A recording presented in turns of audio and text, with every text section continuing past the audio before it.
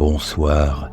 Je suis heureux que tu sois là, installe-toi confortablement et laisse-toi porter par l'histoire de ce soir. Le soir descendait sur la ville comme un voile léger. Des pavés encore humides reflétaient les dernières lueurs orangées du jour, et l'air portait cette odeur particulière des soirs d'automne, un mélange de feuilles mouillées, de bois ancien et d'un soupçon de fumée lointaine. Armand avançait d'un pas lent. Ses mains, serrées au fond des poches de son manteau, captaient la chaleur résiduelle de sa marche. La journée avait filé comme un livre qu'on referme trop tôt, et le silence de son appartement avait fini par l'inviter à prendre l'air. Les rares passants se pressaient vers chez eux, écharpes relevées sur le visage. Les vitrines encore éclairées diffusaient des halos dorés sur les trottoirs. À mesure qu'il avançait, Armand se surprenait à écouter le rythme régulier de ses pas, un rythme qui, étrangement, semblait s'accorder avec quelque chose qu'il n'entendait pas encore. Au détour d'une petite place, il aperçut un bâtiment qu'il n'avait jamais remarqué. C'était étrange, car il connaissait pourtant ce quartier depuis des années. Une façade en pierre, discrète, presque effacée dans l'ombre. 2 colonnes encadraient une porte en bois sombre, légèrement entr'ouverte. Et derrière cette porte, une lumière, pas une lumière crue ou artificielle, plutôt une lueur douce, dorée, comme celle des fins de journée d'été que l'on croit avoir oubliées. Armand s'arrêta quelques secondes. Il sentit, sans vraiment comprendre pourquoi, que ses pas le guidaient vers cet endroit. Un léger courant d'air passait par l'ouverture, apportant une senteur de cire chaude et de bois ciré. Il posa la main sur la porte. Le bois était tiède, comme s'il avait absorbé la chaleur d'un feu invisible. En poussant doucement, le grincement discret de la charnière se mêla au silence de la rue. Il entra. Le hall était vaste, mais feutré.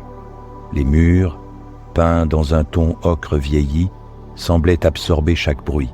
Un tapis ancien, au motif effacé par le temps, étouffait le son de ses pas.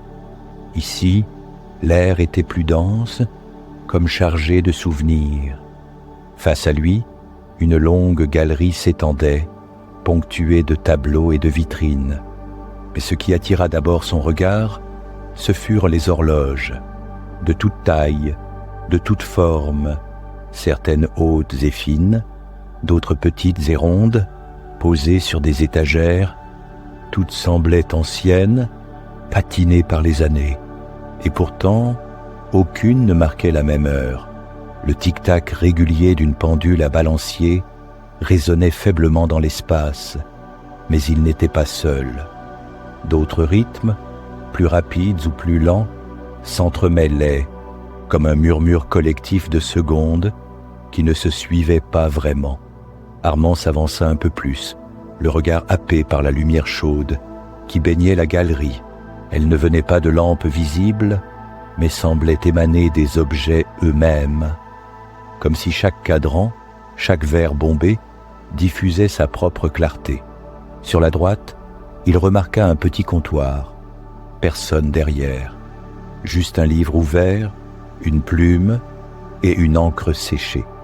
Il passa la main au-dessus des pages, sans les toucher, et sentit un souffle presque imperceptible, comme si le livre respirait.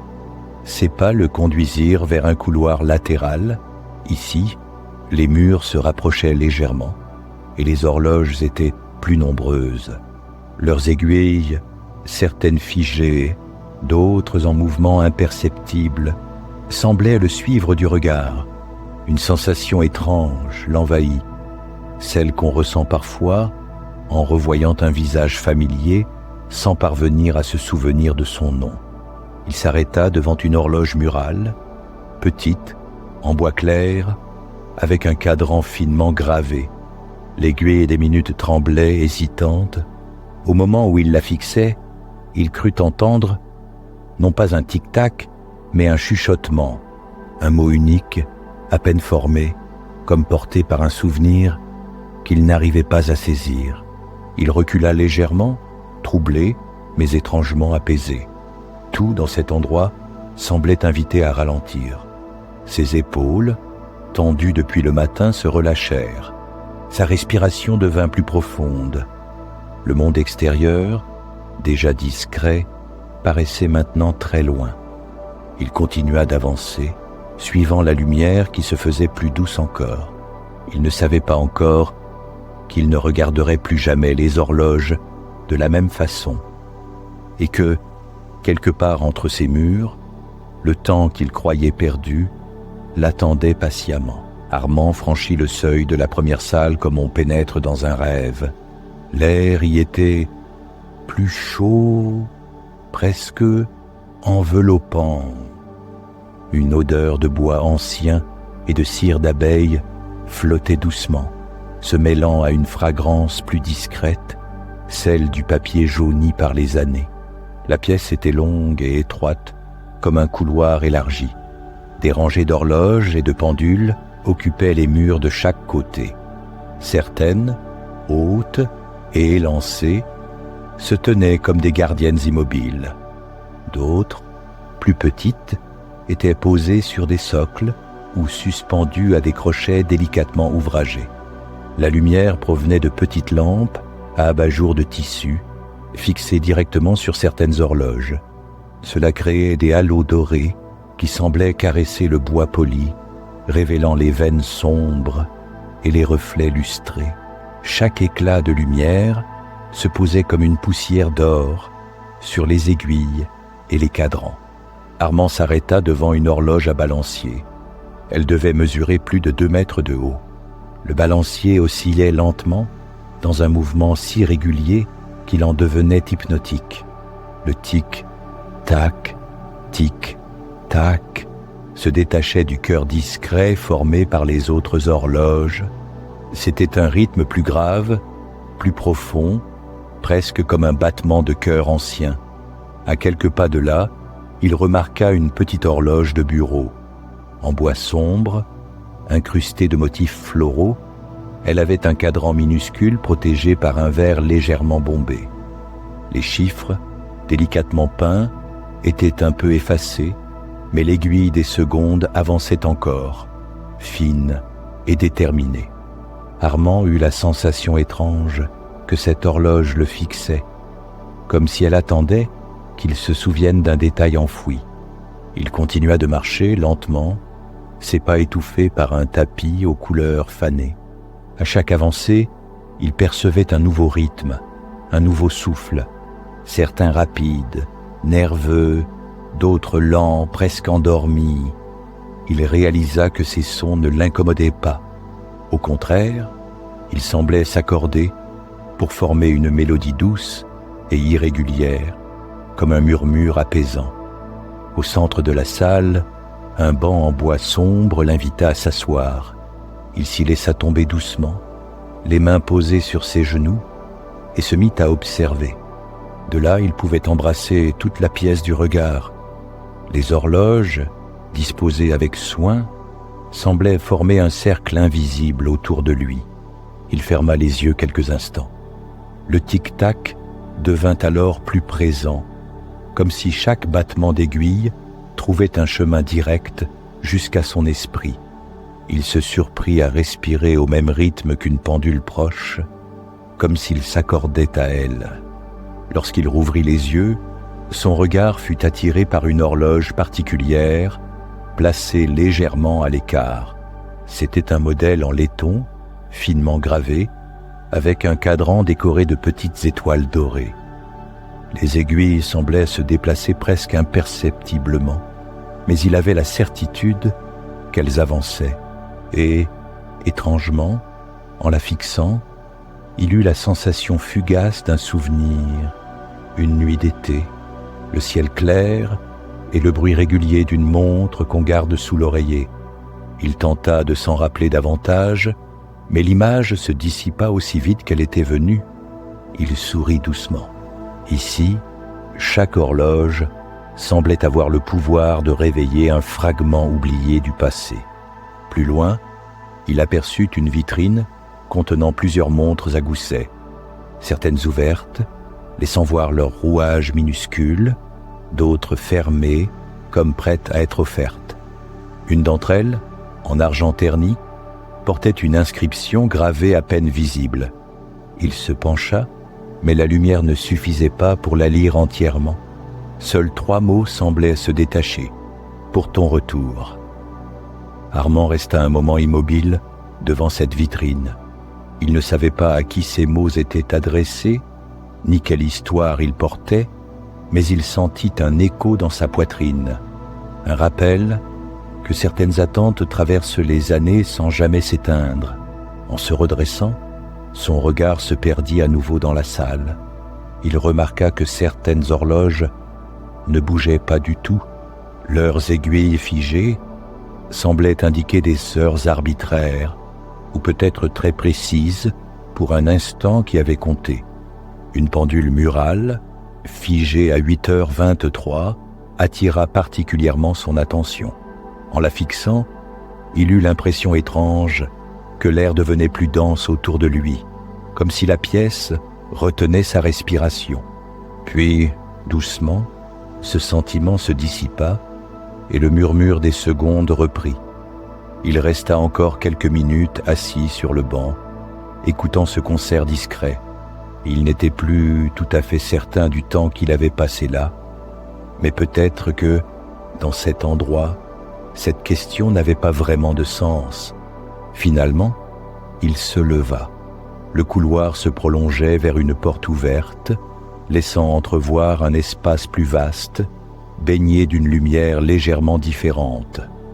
Sans se presser, Armand s'avança vers cette nouvelle pièce, ignorant encore que certaines horloges, ici, ne marquaient pas des heures, mais des souvenirs. La salle suivante était plus intime, moins d'horloges, mais davantage d'espace autour d'elle, comme si chacune avait besoin de respirer. Ici, la lumière était tamisée, filtrée par des abat-jours en tissu clair, diffusant une clarté douce qui semblait flotter dans l'air. Armand fit quelques pas et s'arrêta devant une petite table ronde. Dessus, 3 horloges apposées, chacune différente.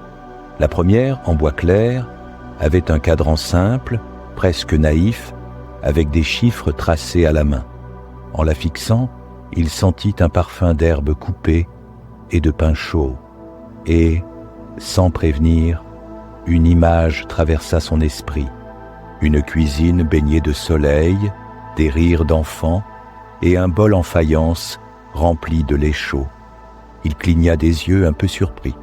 Ce n'était pas un souvenir précis, mais plutôt une sensation, comme si l'horloge avait réveillé une émotion ancienne, enfouie quelque part. Il se pencha sur la deuxième, plus sombre, aux lignes nettes, avec un cadran en émail noir.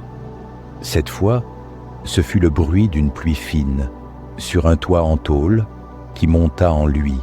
Il crut même sentir la fraîcheur humide d'un après-midi d'automne, assis près d'une fenêtre, un livre ouvert sur les genoux. La troisième était minuscule, presque un bibelot.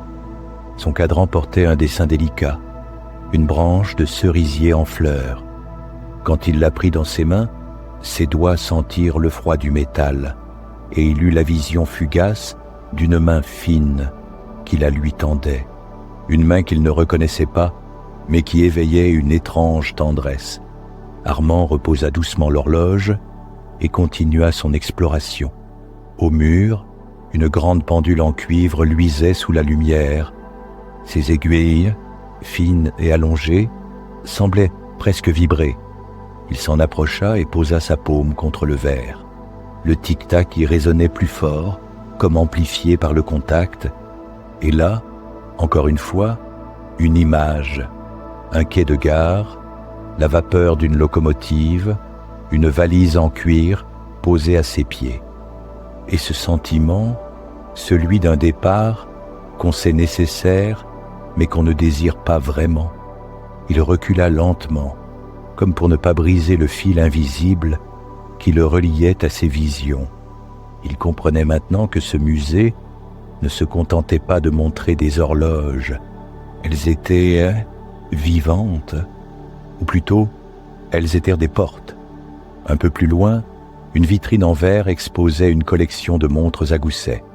L'une d'elles attira immédiatement son regard.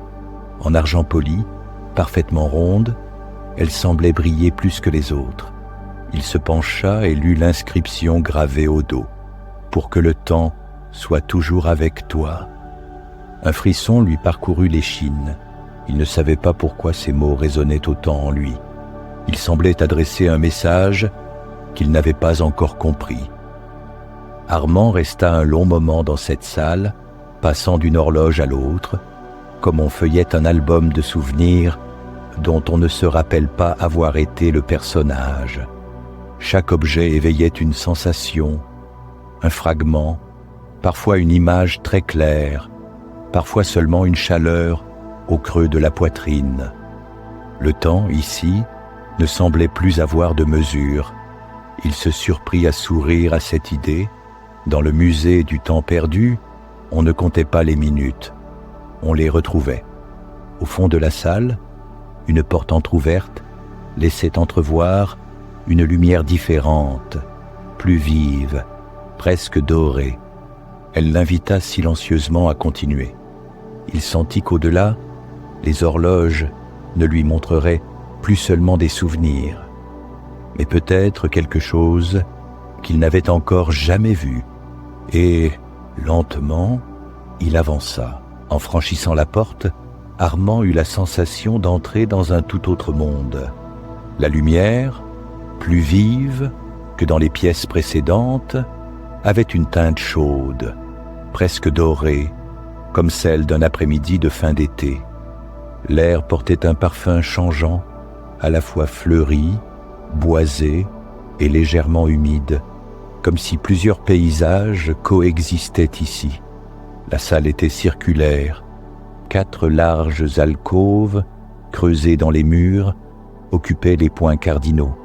Dans chacune, une horloge monumentale trônait et l'espace autour semblait imprégné de la saison qu'elle représentait. Armand s'approcha de la première alcôve, celle à sa gauche. Une horloge en bois clair, décorée de motifs floraux, baignait dans une lumière verte et tendre. Autour d'elle, de petites branches fleuries étaient suspendues, comme si elles avaient été cueillies au matin. En la regardant, Armand entendit le chant lointain d'oiseaux et sentit sur sa peau la douceur d'un vent de printemps. Il crut presque voir, dans le verre du cadran, un reflet d'herbe haute, ondulant sous la brise. Il resta un moment à contempler cette horloge avant de se tourner vers la suivante. Celle-ci se trouvait dans une alcôve, inondée de lumière dorée. Le bois de l'horloge était plus foncé, patiné par le soleil. Sur ses flancs, des motifs de blé gravé semblaient presque onduler sous un souffle invisible. L'air était tiède ici, saturé de l'odeur de foin coupé et de fruits mûrs. En fermant les yeux, Armand entendit le bourdonnement lent des insectes, le froissement d'un vêtement léger dans un jardin. C'était l'été, mais un été calme, suspendu, loin de toute agitation. En avançant encore, il atteignit la 3e alcôve. Cette fois, la lumière avait changé. Elle devenait plus douce, plus basse, teintée d'orange et d'ambre. L'horloge, en bois sombre, portait des incrustations de cuivre. De petites feuilles de métal, finement travaillées, semblaient se détacher du cadran, comme emportées par un souffle invisible. L'air sentait la terre humide et les pommes cuites. Il entendit le bruit délicat d'une pluie fine sur des feuilles, et au loin, le son d'une cloche de village. Une douce mélancolie s'installa en lui, une sensation d'achèvement paisible. Enfin, il arriva à la dernière alcôve. L'atmosphère y était complètement différente. Une lumière pâle et argentée baignait l'espace, et l'air semblait plus frais. L'horloge, entièrement en métal poli, brillait doucement, comme couverte d'une fine couche de givre. Autour d'elle, des cristaux translucides étaient suspendus, reflétant la lumière en éclats froids. Armand perçut le craquement lointain de pas sur la neige et l'odeur nette de l'air d'hiver. Il eut presque envie de rapprocher ses mains pour les réchauffer, comme s'il tenait une tasse fumante invisible. Il recula d'un pas pour embrasser toute la salle du regard. Les 4 horloges, chacune plongée dans sa saison, formaient un cycle complet. Elles semblaient battre ensemble, mais sur des rythmes différents, comme si chacune mesurait un temps propre, un souffle unique. Armand marcha jusqu'au centre de la pièce. Un cercle de pierre y était incrusté dans le sol, marqué de lignes qui pointaient vers chaque alcôve. Lorsqu'il se plaça exactement au centre, il sentit comme une vibration subtile sous ses pieds. Les sons des 4 saisons se mêlèrent alors, le chant du printemps, le souffle chaud de l'été, la pluie douce de l'automne et le craquement glacé de l'hiver. Ce mélange ne formait pas un bruit confus, mais une harmonie lente, profonde, presque hypnotique. Il resta ainsi un long moment, les yeux mi-clos, respirant au rythme de cette salle. Chaque inspiration semblait porter une saison différente. Chaque expiration en laissait partir une autre. Lorsqu'il rouvrit complètement les yeux, son regard fut attiré par une porte étroite, presque dissimulée entre l'alcôve de l'hiver et celle du printemps. Elle était peinte de la même couleur que le mur, mais la lumière dorée qui filtrait par l'interstice trahissait sa présence. Sans vraiment réfléchir, Armand se dirigea vers elle. Le métal de la poignée était froid sous ses doigts. En l'ouvrant, il découvrit un couloir sombre, étroit, dont les murs semblaient se rapprocher à mesure qu'il avançait. Au loin, il distinguait un son différent, plus grave, plus profond, un battement régulier, comme celui d'une horloge solitaire, isolée des autres. Et il sut, sans comprendre pourquoi, que cette horloge-là n'attendait que lui. Le couloir semblait s'allonger à mesure qu'Armand avançait.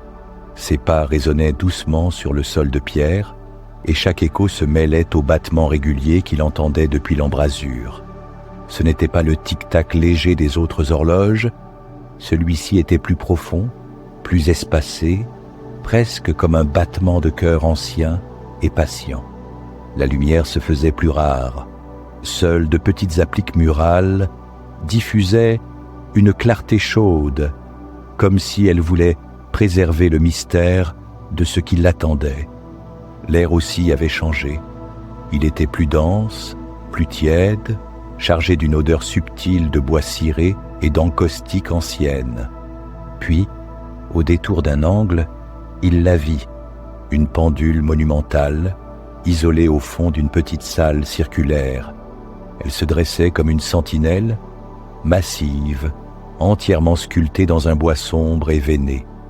Ses flancs étaient ornés de motifs presque invisibles, comme si les années les avaient effacés.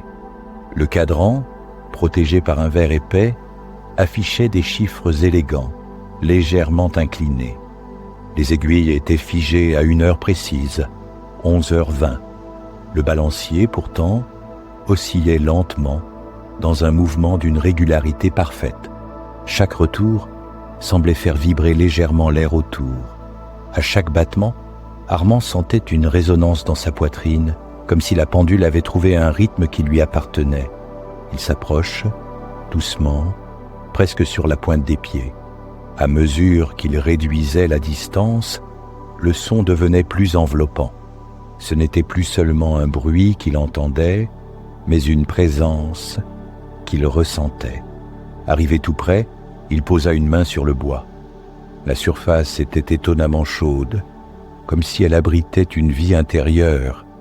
En fermant les yeux, il perçut quelque chose, pas une image précise, mais une sensation, celle d'attendre quelqu'un, longtemps, dans un lieu silencieux, avec la certitude que cette personne finira par venir.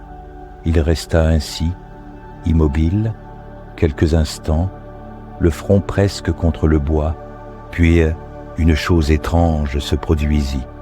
La pendule émit un son unique, pas une sonnerie habituelle, pas une cloche ordinaire. C'était un son grave, rond, qui semblait s'étirer dans l'air comme une onde. À cet instant, Armand sentit une bouffée de chaleur se répandre en lui, pas seulement physique, mais émotionnelle, une chaleur qui lui parlait d'accueil, de reconnaissance, comme si la pendule l'avait attendu. Il recula d'un pas pour mieux la voir dans son ensemble. Son regard se posa sur une petite clé en laiton accrochée à un crochet sur le côté. Il hésita, puis la prit. La clé était lourde pour sa taille et son métal semblait porter la mémoire de nombreuses mains. En cherchant, il trouva une minuscule serrure à la base du cadran. Il l'inséra doucement. Un léger déclic se fit entendre, suivi d'un mouvement imperceptible des aiguilles. Elles avancèrent d'un seul geste, net, jusqu'à minuit. Le battement cessa. Un silence profond remplit la pièce, si dense qu'Armand sentit ses oreilles s'y adapter. Puis, sans prévenir, la pendule sonna 12 coups. Chacun d'eux vibrait longtemps dans l'air, se répercutant sur les murs, le sol, jusqu'au cœur d'Armand. À la dernière vibration, un léger souffle d'air passa derrière lui. Il se retourna. Une petite porte, qu'il n'avait pas remarquée auparavant, venait de s'entr'ouvrir dans le mur, derrière la pendule. Elle n'était pas grande, juste assez pour qu'un homme puisse passer. Armand s'approcha et poussa doucement. Au-delà, il ne vit pas immédiatement une autre salle, mais une obscurité presque veloutée, d'où émanait une lumière lointaine, un parfum discret, mélange de bois ancien et de quelque chose de sucré, s'en échappait. Il hésita une seconde, le pied suspendu au-dessus du seuil, puis il franchit la porte, laissant derrière lui la pendule, qui, silencieuse maintenant, semblait l'avoir guidé jusqu'ici uniquement pour cela. Le battement régulier qu'il avait suivi depuis le couloir avait disparu. À sa place, un calme étrange, profond, comme si le temps lui-même retenait son souffle. Et Armand sut qu'il entrait dans un endroit où le temps ne se comptait plus, mais se vivait autrement. Le passage était court, mais il donnait l'impression de s'étirer, comme si chaque pas d'Armand le ralentissait un peu plus. L'air devenait plus frais, plus clair, et une sorte de silence particulier s'installait. Pas le silence ordinaire, mais celui qui semble absorber jusqu'aux pensées.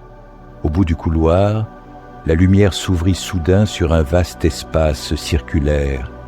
La salle était haute, sans fenêtre, et pourtant baignée d'une clarté dorée, douce, sans source identifiable. Les murs disparaissaient presque derrière un alignement d'horloges suspendues, mais ces horloges-là ne bougeaient pas. Pas un tic-tac, pas un balancier.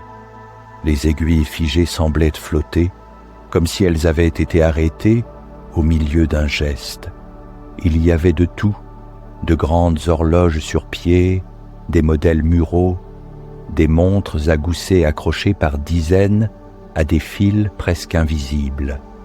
Elles pendaient dans l'air comme des gouttes de lumière, leurs verres reflétant de petits éclats mouvants.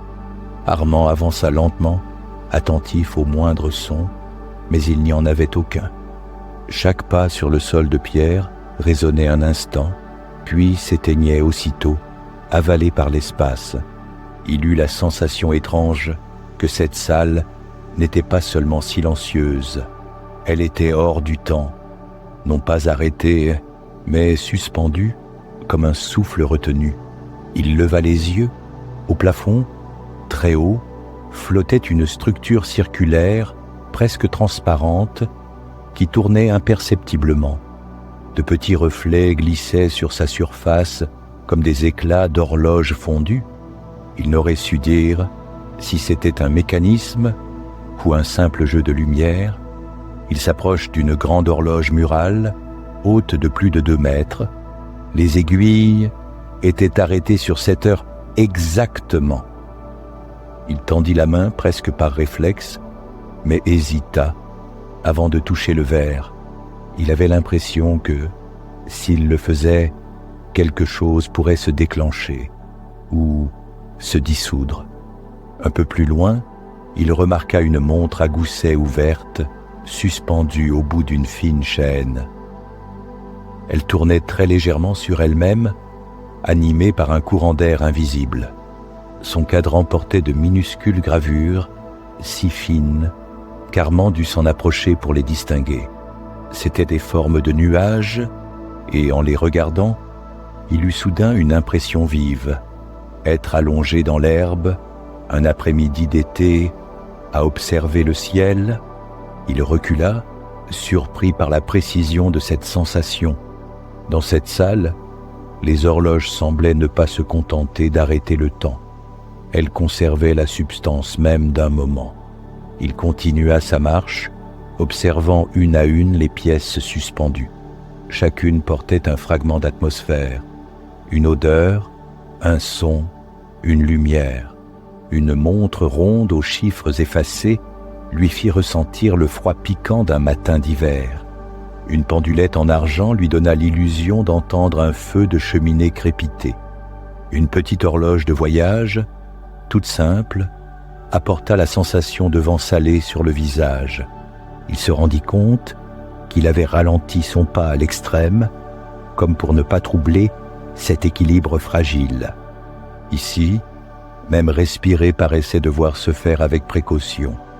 Au centre de la salle, un socle circulaire se détachait. Dessus, une unique horloge, plus simple que toutes les autres. Elle n'avait pas de chiffres, seulement 2 aiguilles fines et un cadran blanc. Elle était, comme toutes, immobile. Armand s'en approcha, poussé par une curiosité qu'il ne cherchait pas à réprimer. En tendant la main, il sentit une chaleur diffuse émaner de l'objet. Pas une chaleur physique, mais une chaleur qui semblait naître en lui-même comme un souvenir qu'on reconnaît avant même de le voir. Il ferma les yeux, un parfum familier, la sensation d'une lumière douce filtrant par une fenêtre, le bruit régulier d'une respiration endormie, quelque part tout près. Ce n'était pas un souvenir précis, mais l'écho d'une paix profonde. Quand il rouvrit les yeux, il remarqua qu'une des aiguilles avait bougé. Juste un peu, à peine un battement, mais il en était certain. Il eut la sensation que la salle entière avait retenu ce mouvement, comme si toutes les horloges, suspendues, avaient frissonné un instant. Puis tout redevint immobile. Il resta encore un moment au centre, tournant sur lui-même, pour observer chaque détail. Cette salle, il le comprit, n'était pas faite pour montrer le temps, mais pour le contenir, comme un souffle dans une main qui se referme doucement. Finalement, il remarqua une ouverture discrète dans le mur opposé à celui par lequel il était entré. Un mince filet de lumière s'en échappait, plus chaud, plus vibrant que celui de cette pièce. Sans savoir pourquoi, il sentit que la prochaine salle ne lui montrerait plus seulement des instants suspendus, mais un message qui lui serait adressé directement. Il inspira profondément, comme pour emporter avec lui un peu de ce silence rare, et franchit le seuil. La lumière qui l'accueillit de l'autre côté du seuil était plus chaude, plus incarnée. Elle semblait émaner d'un point précis, comme un soleil miniature posé quelque part dans la pièce. Armand cligna des yeux pour s'habituer, puis avança. La salle était plus petite que les précédentes. Les murs, tapissés de bois clair, diffusaient une chaleur douce. Au centre, une grande table en chêne occupait presque tout l'espace. Dessus, des feuilles éparses, un encrier et une plume aux manches usées. Il s'approche curieux. Les feuilles n'étaient pas vraiment des lettres, ni des journaux, plutôt des fragments, comme si quelqu'un avait rassemblé ici des morceaux d'histoire oubliés. Certaines phrases s'interrompaient brusquement. D'autres semblaient attendre un mot final qui ne venait pas. Il prit l'une d'elles entre ses doigts. Le papier était étonnamment doux, presque velouté. En le lisant, il sentit une étrange impression. Les mots semblaient se former au fur et à mesure, comme s'ils réagissaient à son regard. Puis il vit le carnet. Il n'était pas au centre de la table, mais légèrement décalé, posé sur un tissu plié. Sa couverture en cuir portait les traces d'un usage ancien et la boucle qui le maintenait fermé semblait avoir été ouverte des dizaines de fois. Armand hésita, puis l'ouvrit. À l'intérieur, les pages étaient couvertes d'une écriture fine et régulière. Mais ce qui le frappa, ce fut le sentiment immédiat que ces phrases lui étaient adressées, comme si celui qui les avait écrites connaissait des détails que personne d'autre ne pouvait savoir. Il lut quelques lignes, les mots n'étaient pas spectaculaires, mais ils portaient un poids particulier. Le temps que tu crois perdu est encore en toi. Il resta figé. Cette phrase semblait résonner bien au-delà du carnet. Elle avait l'écho des salles traversées, des horloges silencieuses, du battement grave de la pendule solitaire. Il passa à la page suivante. De nouveaux mots apparaissaient, tracés dans la même écriture. Certains instants t'attendent encore. Il suffit d'oser les rejoindre. Armand leva les yeux de la page et regarda autour de lui. La lumière dans la pièce avait changé. Elle semblait plus douce, presque mouvante, comme si elle respirait. Sur un coin de la table, il remarqua une petite horloge de bureau. Elle ne faisait pas de bruit, mais son cadran immobile semblait pourtant luire légèrement. En la fixant, il eut une vision fugace. Lui, plus jeune, assis dans un café au bord de l'eau, attendant quelqu'un qui n'arrivait pas, et malgré tout, un sentiment de paix. Il comprit alors que ce musée ne cherchait pas à lui rappeler ce qu'il avait perdu, mais à lui montrer ce qu'il portait encore, intact, au creux de lui. Il referma doucement le carnet, le reposa sur le tissu, puis resta debout un long moment, les mains posées sur le bois chaud de la table. Il respirait plus lentement maintenant, comme si chaque mot lu avait apaisé quelque chose qu'il ne savait pas encore nommer. Un léger courant d'air glissa contre sa nuque. En se retournant, il vit qu'une autre porte, au fond de la pièce, venait de s'ouvrir. Elle donnait sur l'extérieur. Au-delà, il apercevait la nuit calme, la lueur discrète d'un lampadaire et le silence de la rue. Le musée semblait l'inviter à sortir, ou peut-être à emporter avec lui ce qu'il venait de comprendre. Armand franchit le seuil de la dernière porte comme on quitte un rêve. La fraîcheur de la nuit vint caresser son visage, légère et pure. L'air avait cette odeur de pierre froide et de feuilles humides que seules les rues désertes savent porter. Derrière lui, la porte se referma dans un silence parfait. Il se retourna une seconde. Il n'y avait plus de lumière derrière les vitres, plus de signes du musée. Seule la façade sombre se tenait là, immobile, comme si rien n'avait jamais existé. Il resta quelques instants à fixer cette façade. Était-il réellement entré ? Les horloges, la salle des saisons, la pendule solitaire, le carnet aux mots étrangement familiers, tout semblait si lointain et pourtant si proche, comme une sensation qu'on garde dans les mains longtemps après avoir quitté un objet chaud. Il inspira profondément. L'air glissa dans ses poumons avec une lenteur apaisante et il se sentit soudain plus léger. Il ne portait plus cette tension discrète qui l'accompagnait depuis des jours. Quelque chose, là-bas, s'était dénoué. Il reprit sa marche. La rue était presque vide. Seul un vieux lampadaire diffusait un cercle de lumière pâle sur les pavés. Les ombres s'allongeaient doucement à chaque pas. Au loin, il entendit la pendule de l'église sonner minuit.